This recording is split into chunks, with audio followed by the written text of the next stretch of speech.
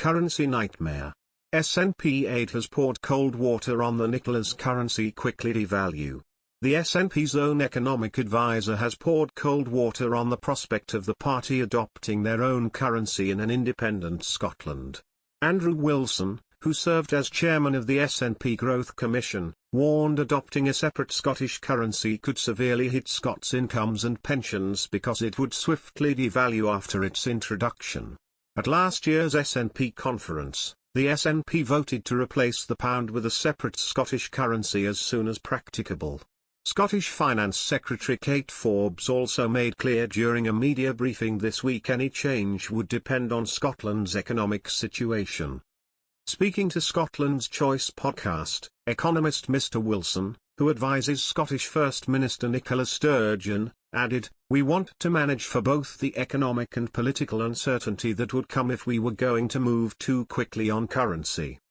The risk would be that the currency would come into being and then quickly devalue, which would be most people in the market's expectation.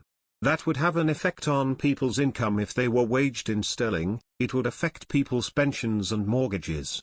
It could be upside, it could be downside, the key thing is it would be uncertain, and the thing we want to manage for is the risk of money leaving the country, capital flight, which for a new nation is a major risk." Ian Murray, Shadow Scottish Secretary, said the comments made clear independence would be uncertain for Scots. The Scottish Labour MP added the comments start to articulate the catastrophe of the SNP's plans but barely scratch the surface on the reality that would be faced by all Scots. He added, "It is little wonder they can't decide what to do about currency when every option is as damaging as the last. The SNP need to be honest with the public about what their currency plan is and what it really means for our economy."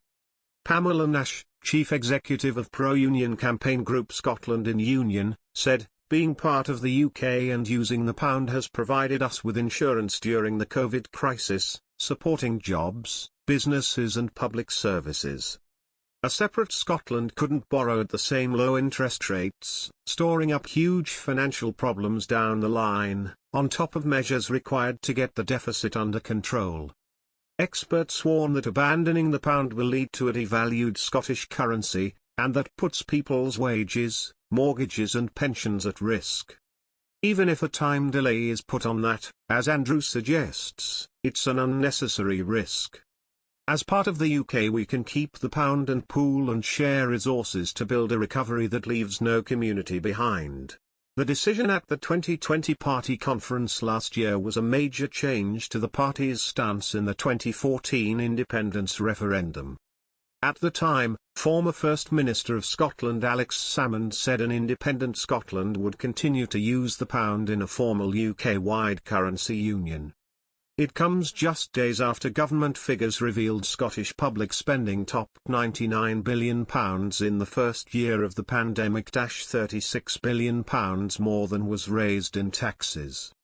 The Government Expenditure and Revenue Scotland (GRS) report also found the national deficit, the gap between public spending and income, surged from £15.8 billion in 2019-20 to £36.3 billion in 2020-21.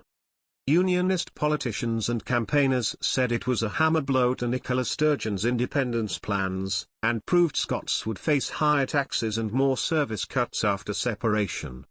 But Ms Forbes claimed the alarming data proved the need for Scotland to run its own fiscal and economic affairs.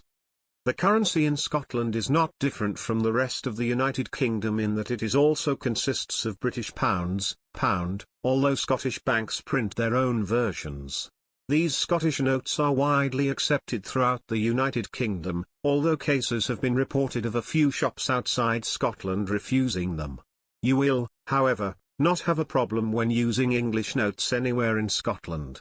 If you are visiting from further afield, it is usually wisest to exchange your money into the local currency.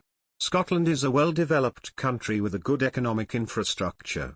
For the average tourist, this means that they will find it relatively easy to get about and to exchange their money. Scotland also does not have any import or export restrictions on any form of money, so visitors will not have to fret about whatever currency they carry into the country with them.